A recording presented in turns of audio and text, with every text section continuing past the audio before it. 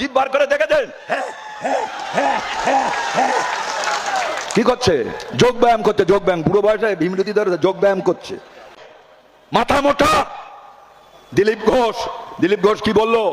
Red রোডে অনেক দিন থেকে নামাজ পড়া হয় আমাদের বামফ্রন্টের আমলে। ও তো পার্মানেন্ট ভাবে দেয়া যায় না, অস্থায়ী ভাবে দীর্ঘদিন থেকে নামাজ পড়া হয়।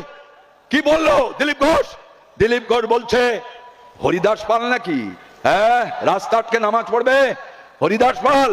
দরকার হলে বাংলাদেশে যাও, পাকিস্তানে যাও, সরকার বদলেছে, লোক পাল্টেছে, বুঝে নাও, এখানে ওসব করতে দেব না। ও হে হরিদাস পাল, দিলীপ ঘোষ, তোমারে বলতে চাই ওটা মুসলমানদের বাপের সম্পত্তি, বাপের সম্পত্তি, বাপের সম্পত্তি।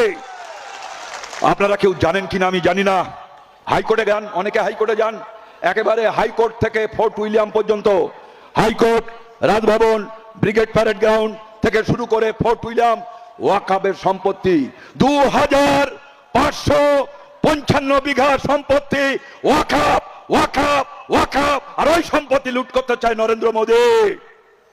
দিলীপ ঘোষের জানা দরকার, বিজেপি বন্ধু যদি আমার কেউ বক্তব্য শুনে থাকেন জেনে নিন, হ্যাঁ, হরিদাস পালেদেরই জমি। আজকে সেখানে নামাজ পড়তে দেওয়া যাবে না, অথচ যোগার নাম করে দিলীপ ঘোষ একেবারে হাঁটু গেড়ে জিভ বার করে দেখেছেন কি করছে? যোগ ব্যায়াম করছে, যোগ ব্যায়াম। বুড়ো বয়সে ভীমরতি ধরে যোগ ব্যায়াম করছে দিলীপ ঘোষ। সর্বনাশা শক্তি এসছে।